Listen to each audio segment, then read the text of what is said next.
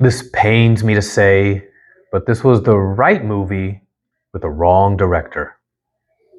Hi, what's up, everybody? So, this is my review of The Dog Stars, directed by Ridley Scott, based on the book by Peter Heller of the same name. And it stars Jacob Elordi, Margaret Qualley, Josh Brolin, and Guy Pearce. So, on paper, this has a banger of a cast. And I was really looking forward to seeing how they were all going to kind of mesh together. But unfortunately, that's just not what ended up happening. It's a post-apocalyptic movie, and there's it feels like a hodgepodge when it comes to story. There's like a little bit of this, a little bit of that. Oh, it's a post-apocalyptic, so we have to add some conventions to it. We have loneliness, isolation, we have perceived danger, we have paranoia, we have loneliness. So all of those aspects of the movie are present. It's just that the way or the nature of the story just doesn't really play well into Ridley Scott's strengths. He is, I think, the GOAT director when it comes to big, sprawling epics. Think Gladiator, think Kingdom of Heaven, think The Martian. Think Black Hawk Down. The bigger the scope of the story, the better he gets at it. Because he's really great at putting together these small moments that have really big stakes to them. But then once you make the story personal and intimate, it's just not there. I mean, I would say the one exception to that is Thelma and Louise, because that's a very personal movie. It's like these two characters in this incredible situation, and how are they going to process all of that, because they're just normal people.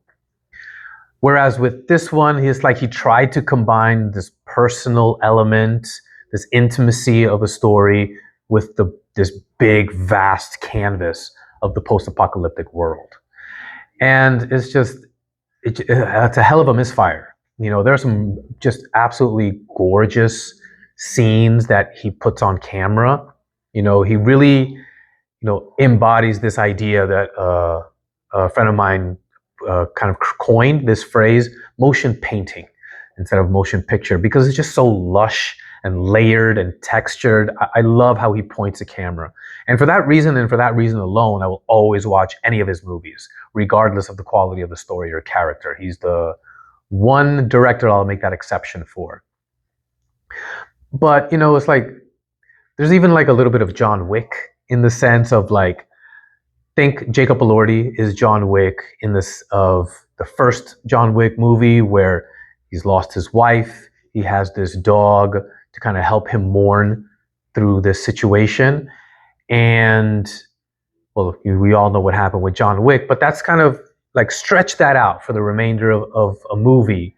And that's what Jacob Elordi's character is. He's always kind of looking off at the horizon, thinking that, maybe my wife is somewhere, in heaven, looking down on me, and maybe I'll see her again one day. And he has his dog as his best friend to kind of like keep him company. But then you also have Margaret Qualley, the kind of love interest trying to make this connection of sorts. And I think it's a great role for her to take, because, she was like this close to being typecast as like, oh, we're only going to get her if we need a hot chick, and she's incredibly beautiful and she fits well those roles, but she is capable of more. And this role definitely kind of puts those skills on display, and well done. Josh Brolin's character, very kind of rough, but also funny, and has this great presence. And of course, Guy Pearce as well, just one of the great character actors, definitely I've seen in my lifetime. A tremendous range, and is able to do so much, but still being able to have that kind of gravitas, that on-screen presence that makes you look at him. But aside from that, the personal intimacy of the story, it's not Ridley Scott's forte. Like I said, he does big really, really well.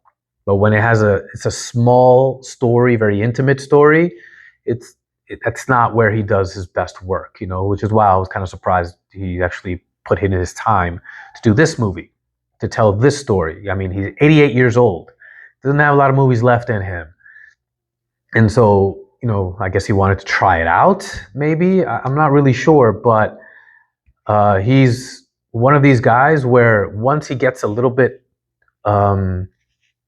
small scale as far as the story is concerned, something gets lost along the way. I don't know if something that he doesn't really see in the script that he can add to it and kind of finagle so that it can be something that plays to his strengths as a filmmaker.